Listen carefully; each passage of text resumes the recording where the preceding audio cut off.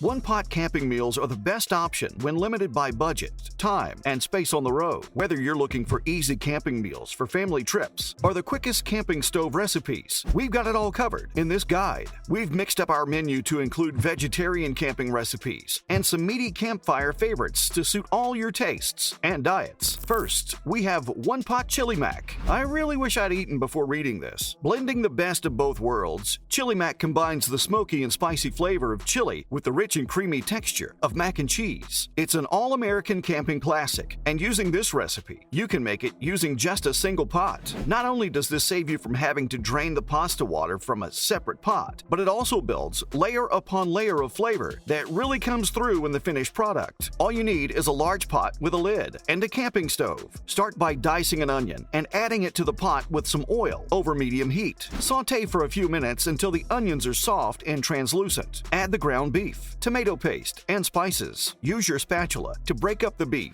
Cook until the beef is browned, stirring frequently. Now add the elbow noodles and a can of drained kidney beans. Add the broth and stir to combine. Bring to a simmer and cover. The cooking time will depend on the specific noodles you use, so check the package for the cooking time. Ours usually takes 5 to 6 minutes. While the noodles cook, you can prepare all your toppings. Once the noodles are cooked through, remove the lid and stir in the cheese. Serve the chili mac in bowls and let everyone customize with their toppings of choice. While there isn't a ton of prep work to be done ahead of time with this recipe, you could premix the spices at home so you don't have to bring the chili powder, cumin, and smoked paprika with you. But definitely bring along the salt. Next is Dutch oven enchiladas. Did I mention I was hungry? Cheesy, spicy, and oh so filling, these veggie-stuffed Dutch oven enchiladas are one of our new campfire favorites. It uses a lot of staple ingredients. It's quick and easy to make, and always leaves me feeling satisfied. Sometimes a little too satisfied. Oi! So it would seem an excellent candidate for a camping meal if it weren't for that whole needing an oven thing. But never fear, a cast iron Dutch oven is all you need. Now making enchiladas is a pretty straightforward process, but we have a few tips that can make a real difference. Use flour tortillas if you can. While we prefer corn tortillas for tacos, for enchiladas, we find that extra malleability of flour tortillas is a huge help. If you're on a gluten-free diet or otherwise, you must use corn. The best trick to keep them from breaking is to warm them up before rolling. Enchiladas are only as good as its sauce. Spicy, bright, and slightly tangy are the flavors we look for. Homemade is obviously the ideal choice, but when camping, it's more likely you'll be using pre-made sauce. We've tried a lot of different canned sauces. Some good, some not so good. Toppings: cilantro, diced red onion, a spritz of lime juice, cotija cheese, sour cream, or sliced jalapenos are always excellent ways to take your enchiladas to the next level. To save yourself some time at the campsite, you can make your enchilada filling at home ahead of time. Store it in a container in your cooler until ready to use. At camp, just skip ahead to the enchilada rolling step. Cover with sauce and cheese and bake. Third is one-pot red lentil sloppy joes, a plant-based twist on a summer classic. These red lentil sloppy joes pack in just as much flavor and protein as the original, but without all the funky extras. This recipe bypasses a lot of the mystery in exchange for whole foods and readily available spices. Red lentils, yellow onion, Anaheim pepper, and garlic comprise the hearty base of the dish. The flavors are then amplified with tomato paste, apple cider vinegar, maple syrup, mustard chili powder, and vegan Worcestershire, all of which are pretty clear and easy to understand, except of course for the Worcestershire sauce. There, I said it, but we'll leave its mysterious origins for another day. When all simmered down, all of these ingredients blend together to make a hearty mix that tastes absolutely delicious between two hamburger buns. Enjoying it at campsite was great, but knowing with certainty it didn't contain a single kangaroo or silverback gorilla was even better. So whether you want a more transparent and honest connection with your sloppy joes, or just want something easy and delicious to make around the campfire, give this red lentil version a try next time you go camping. There are a handful of vegan Worcestershire sauces on the market. They even have a gluten-free version. If you're not vegetarian, you can use regular Worcestershire sauce instead. If your grocery store doesn't carry Anaheim peppers, you can sub with green bell pepper. Fourth, we have the easiest campfire nachos. Wait, don't tell me there's more cheese. A beloved happy hour classic, now being served at a campground near you. What better way to end the day than outside with a cold beer, warm campfire, and a plate full of cheesy nachos? As irresistible bar food and/or lazy weeknight dinner, nachos seem ideally suited to being a campfire staple. These campfire nachos can be made from a variety of fresh and/or canned ingredients. Doesn't require any specific culinary expertise to pull off. off and can be eaten with your hands. However, the lack of a conventional oven might lead people to believe such cheesy, crunchy deliciousness isn't achievable in the great outdoors. Not true. By using a cast iron Dutch oven with a lid, you can make nachos no matter where you are. With a Dutch oven, you can place coals or embers on top as well as underneath, allowing you to cook meals from both sides. However, with nachos, it's even possible to do the whole thing on the camp stove or over a fire. While these techniques will help you make nachos at a campground, the secret to exceptional nachos lies in one simple concept: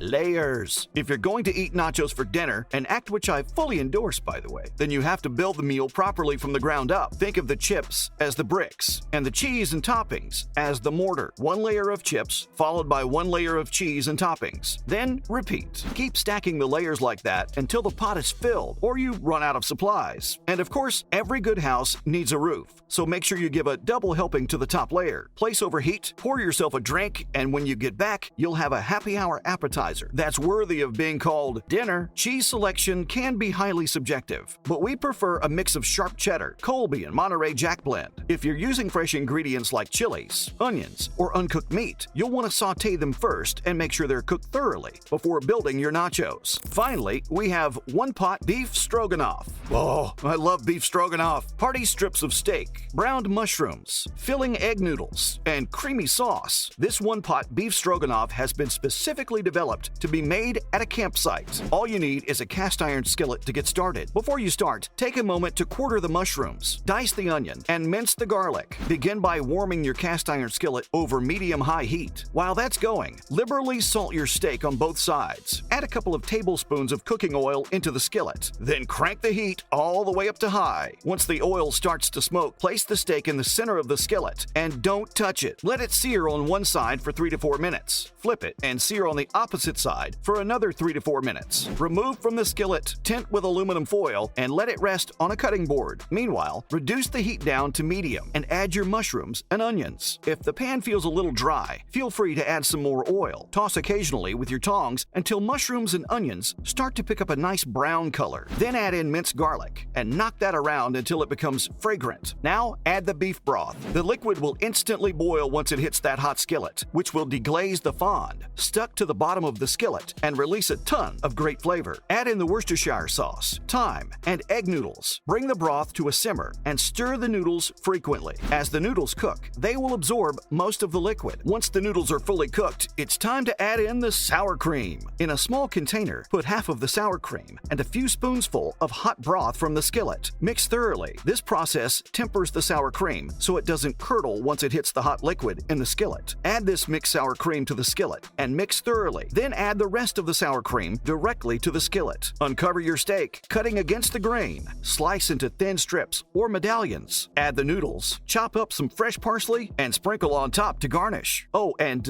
enjoy. Unfortunately, that's all the time we have. Make sure to try some of our recipes below and comment on which one is your favorite. Till next time, cheers!